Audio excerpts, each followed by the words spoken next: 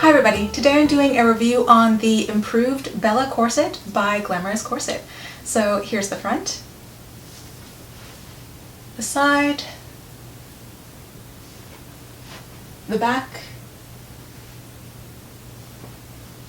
and the other side. So the lengthwise measurements for the Bella Cincher have not changed, but the circumferential measurements have changed slightly for this cincher compared to the one I reviewed back in 2017. So the center front here is 6 inches high. At the princess seam here, from the under bust to the top of the lap here, is 6.5 inches. 3.5 are from the waist up, while 3 are from the waist down. At the side seam here, it's the shortest, very slightly shorter. It's only 6.25 inches. And in the center back here, it is 7.5 inches. Today I'm wearing the size 24 lace clothes, so the waistline is obviously 24 inches. At the top edge here, at the under bust, it is 28 inches, so it has a 4-inch rib spring. And where it's different from the other Bella is that the bottom edge here at the high hip, it is 31 inches. So this has a 7-inch hip spring, whereas the Bella that I reviewed before only had a 5-inch hip spring. So this one actually measures my proportions much better, and I feel that it will actually fit a larger proportion of the population now that it has a little bit more of a generous hip spring. So even though it's short enough that it's stopping just above my hip bones, that little bit of extra space helps to keep the hip comfortable and not put any pressure on the sciatic nerve, which is very important. And don't get me wrong, I have a long torso as well as a fleshy back, so I am still experiencing a little bit of muffin over the top here. That is not avoidable when I wear a short-backed or a low-back cincher or corset. It's always going to happen. Everybody has skin. But if you have a shorter torso such that the top of this corset comes right up to your underbust area, which is like about here on me, and the top of the corset overlaps with your bra band, then you're going to have much less squish than I have.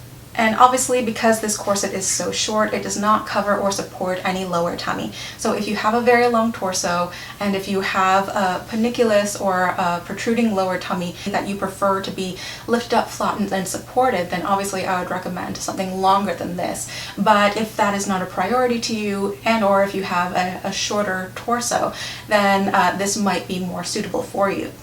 Silhouette-wise, it is still pretty much U-shaped. It has a gentle curve here, so I would not really put it in the hourglass silhouette, even though the measurements are improved.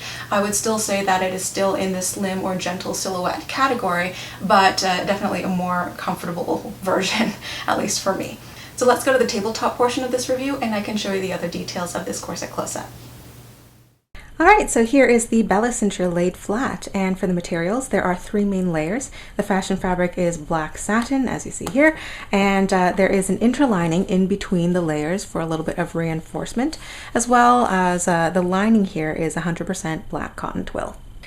This is what the label looks like, and it's just the same on the reverse.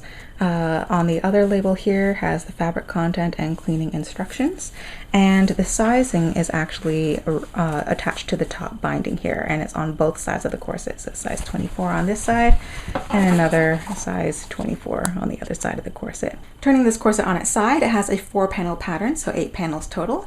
1, 2, 3, 4, and it's a relatively simple pattern, nothing really complicated going on here. Panel 1 and panel 4 are relatively on the straighter side, although there is a tiny little bit of a sort of concave cutout right at the waistline here.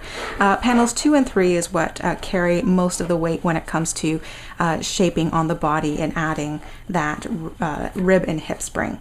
And this was constructed using the welt seam method, so that is probably the reason that they have an interlining in between the layers, because with the welt seam method you have all of the seam allowance on one side of the seam and not pressed open to both sides. So you cannot use the seam allowance to make this front bone here. There's no seam allowance there. So that's why you need the bone sandwiched between at least 2 strength layers, something that is going to be thick and densely woven enough for the bone to not poke through over time. You can't put the bone right next to the satin. And And turning to the inside, it was a little bit hard to feel the waist tape in here, and it was a little hard to see it as well because it's invisibly stitched between the layers, but I actually do see a faint outline of the bottom edge of the waist tape here and the top edge right there. The panel is definitely running from, at least from the seam between panels 1 and 2 here, and all the way to the center back there. 1 inch wide, invisibly stitched between the layers. And the binding is made from matching strips of black satin, and this is machine stitched on both the outside and the inside of the corset. On the outside it's stitched in the ditch, and on the inside it has a little bit of a wider lip here. Because the satin is a little bit thinner, they were able to fold it and turn it under so that there are no raw or serged edges here.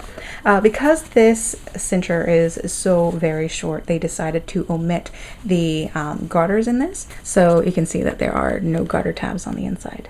And the Modesty panel in this corset is about 4 3/4 inches wide, so that will cover a lacing gap of about 4 inches, and it's unstiffened, attached to one side of the corset here with a row of stitching. So if you hate Modesty panels, you can take a seam ripper and remove that.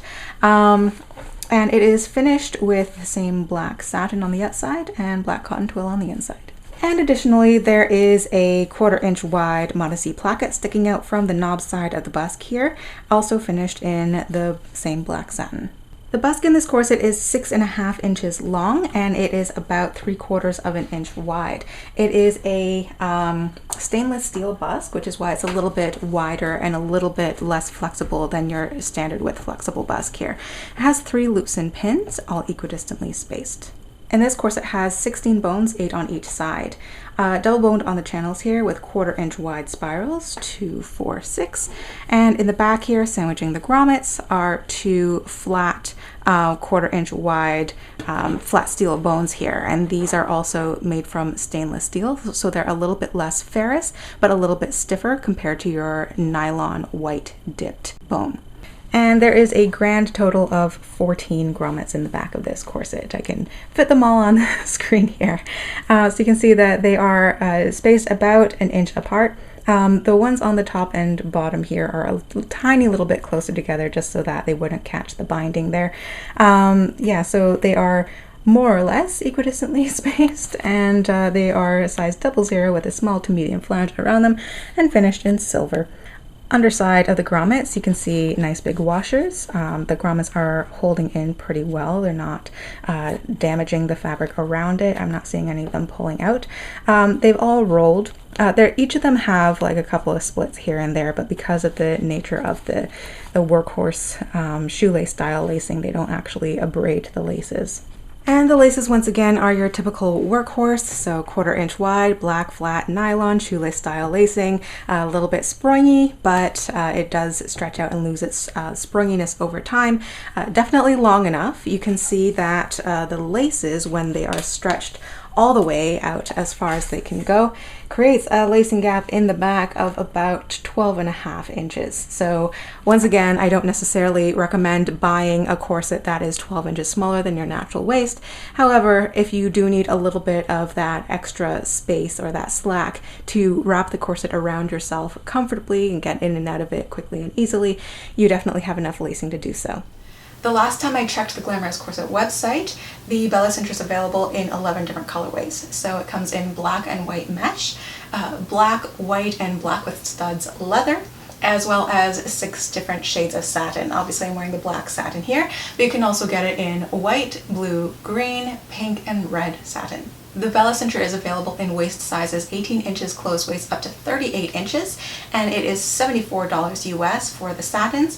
The leather and the mesh are a little bit more than that because of the complexity of the construction or the cost of materials. So this concludes my review of the improved pattern Bella Cincher by Glamorous Corset. I hope you enjoyed this video and you learned something new. If you did, please remember to click that like button down there, as it helps support this channel, helps the algorithm do its magic. If you have this corset, let us know what you think of it in a comment down below. And if you have any comments or questions about this corset or Glamorous Corset in general, also feel free to leave your comment down below and I'd be happy to get back to you. Thank you all so much for watching, and I will see you all in the next video.